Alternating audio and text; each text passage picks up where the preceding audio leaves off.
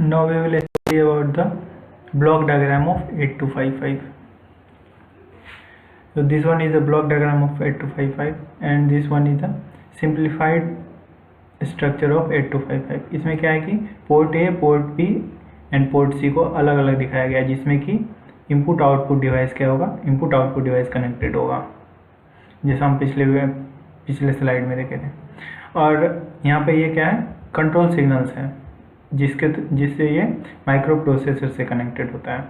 और यहाँ पे इसके साथ क्या होगा, कोई डाटा लाइन्स होगा D0 से लेकर D7 तक, जिससे ये माइक्रो प्रोसेसर से कनेक्टेड होगा, माइक्रो प्रोसेसर के डाटा लाइन से कनेक्टेड होगा।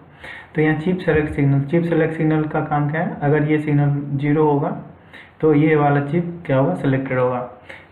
क्योंकि माइक्रो प्रोसेसर के साथ बहुत सारे इंटरफेसिंग डिवाइसेस कनेक्टेड होता है, तो 8255 कब सेलेक्टेड होगा, जब ये वाला चिप सिग्नल जो इसमें माइक्रो प्रोसेसर से आया है, वो अगर इस सिग्नल का वैल्यू 0 होगा तो 8255 सिलेक्टेड होगा। A1 और A0 ये भी माइक्रो प्रोसेसर के A0 और A1 से कनेक्टेड होता है।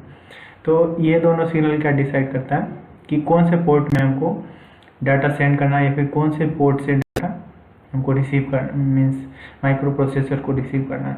तो ये A0 और A1 का जो भी कम्बिनेशन होगा बिट का, उससे डिसाइड होगा कि कौन से पोर्ट से हमको डाटा कम्युनिकेट करना है। अगर ये दोनों 0 0 होगा, इसका वैल्यू 0 और इसका वैल्यू भी 0, तो पोर्ट ए सेलेक्टेड होगा। फिर ऐसे 0 1 तो पोर्ट बी सेलेक्टेड होगा, 1 0 के लिए पोर्ट सी सेलेक्टेड होगा।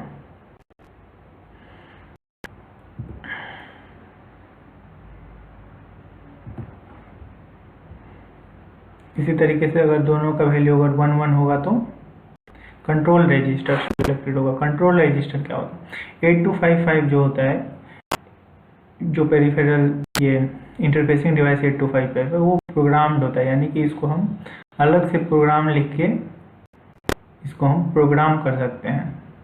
तो इसको प्रोग्राम करने के लिए इसके अंदर एक 8 बिट का रजिस्टर होता है, 8 बिट का। जैसे कि माइक्रो प्रोसेसर के अंदर भी बहुत सारे रजिस्टर होते हैं जो टेम्प्रोरी डाटा होल्ड करने के लिए यूज होता है, उसी तरीके से 8255 में भी एक 8 बिट का कंट्रोल रजिस्टर होता है, जिसमें कि हम लोग डाटा लिखते हैं, यानी कंट्रोल वर्ड लिखते हैं, यही इसको कंट्रोल करता है।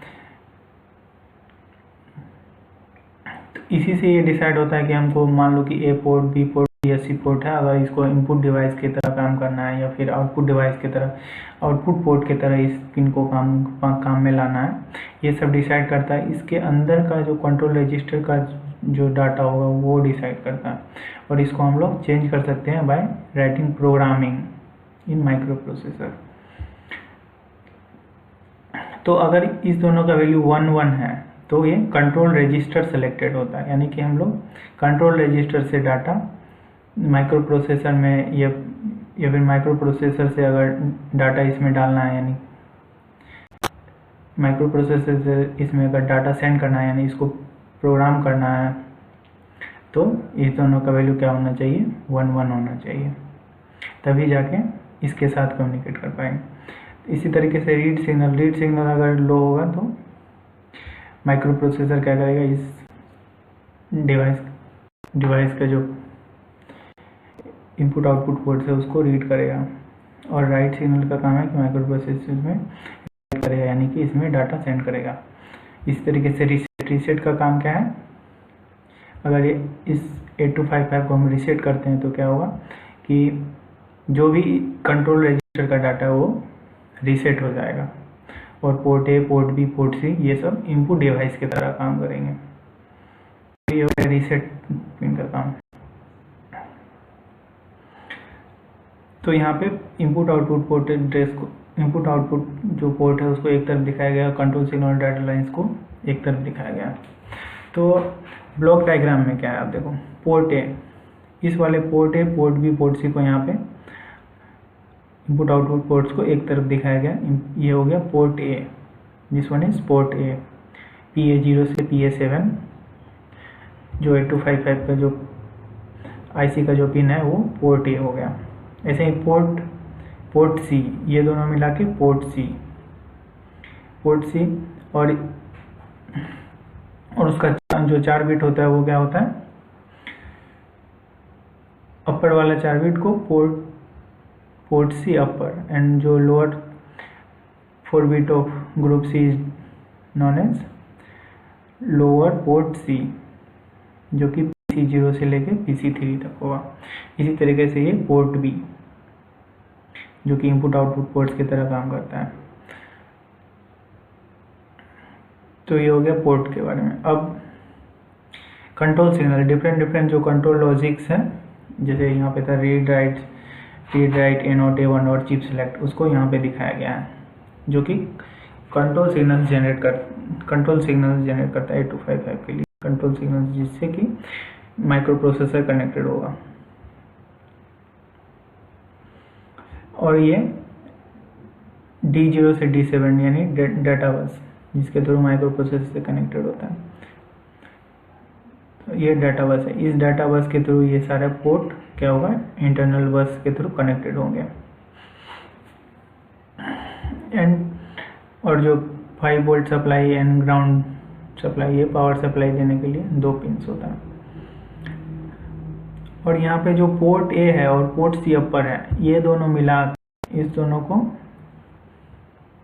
ग्रुप ए, इसको ग्रुप ए नाम दिया गया है।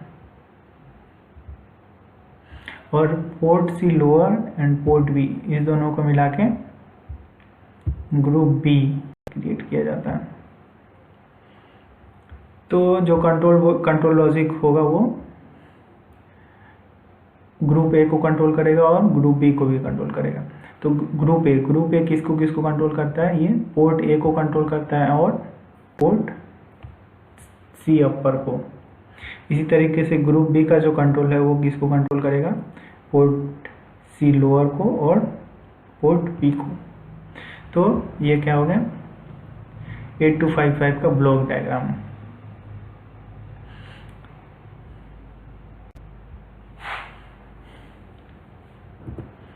Now next is control logic and input output ports.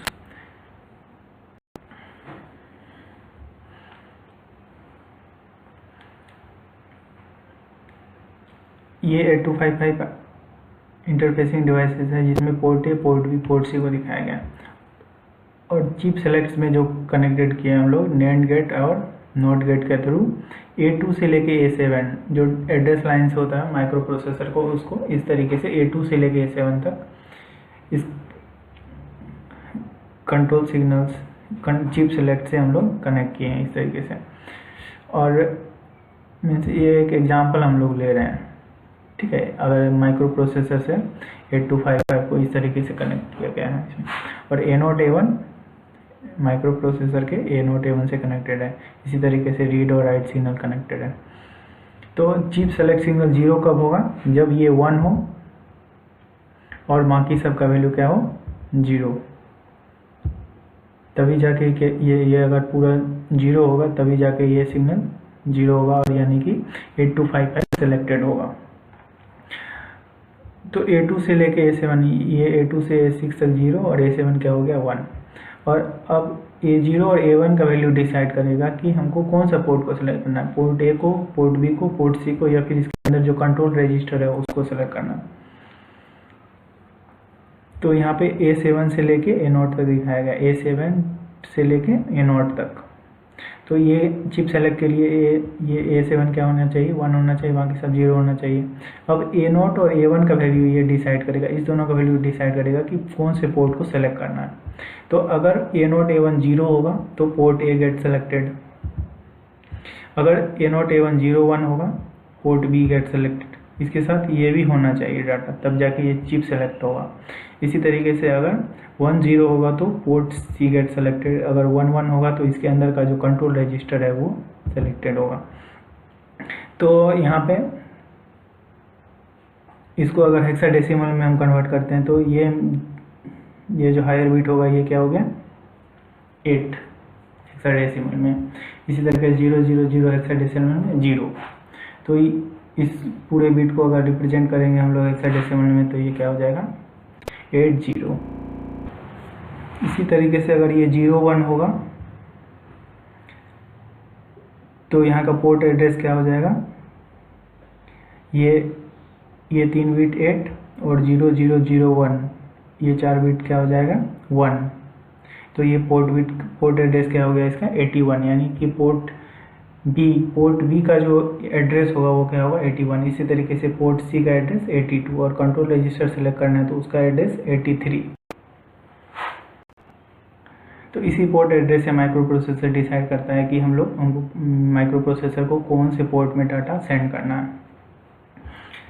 Control logics, इस ब्लॉक डायग्राम में क्या है कि कंट्रोल लॉजिक्स को चिप सेलेक्ट को एक इंटरनल रिकॉर्डिंग के साथ दिखाया गया है, जिसमें कि A0 और A1 है।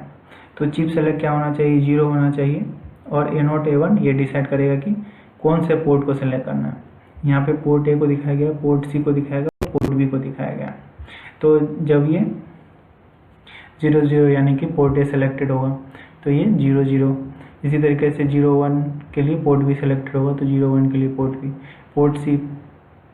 पोर्ट सी के लिए 10 तो जाके पोर्ट सी सेलेक्टेड होगा, और अगर 11 होगा तो ये कंट्रोल रजिस्टर को सेलेक्ट करेगा। तो इसी तरीके से जिस भी पोर्ट में हमको रीड करना है या राइट करना है तो उस हिसाब से माइक्रो प्रोसेसर इसमें रीड और राइट सिग्नल सेंड करता है, और कंट्रोल रजिस्टर में सिर्फ हम लोग डाटा को राइट कर सकते हैं। इसमें हम लोग डिस्क्रिप्ट डाटा डालने का काम होता है, तो ये ओनली राइट इनेबल। तो ये सिंप्लीफाइड कंट्रोल लॉजिक्स हो गया ये 8255 का, and this one is the example of 8255 की हमको 8085 से किस तरीके से इसको कनेक्ट करना है। तो उस हिसाब से हम लोग इसका पोर्ट एड्रेस फाइंड कर सकते हैं।